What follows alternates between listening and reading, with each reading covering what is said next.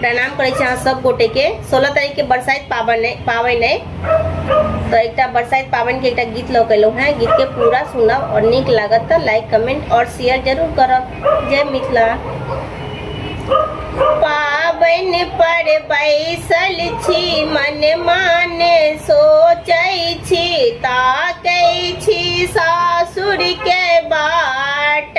हे सखी लागै छै पारे पावन पर बैसल छी मन माने सोचै छी ताकै छी सासुर के बाट हे सखी लागै छै परम पारे सासु निदर दी बड़े निसोखनी सासु निदर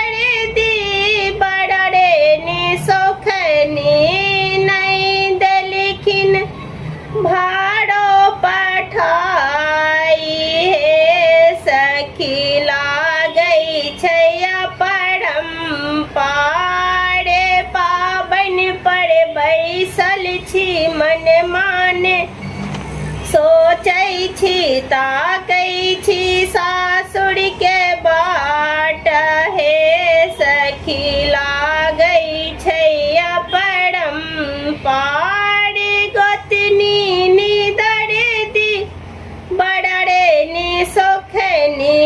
गोतनी निदर दी बड़े सोखनी नहीं देलखिन गौड़ा बनाई हे सखी लागै छै परम पारे पावन पर बैसल छी मन माने सोचै छी ताकै छी सासुर के बाट हे सखी लागै छै परम पारे ननदी निदर दी बड़े निसोखनी ननदी निदर दी बड़े निसोखनी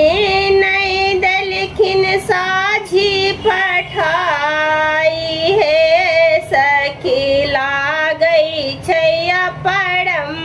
पारे पावन पर बैसल छी मन माने सोचै छी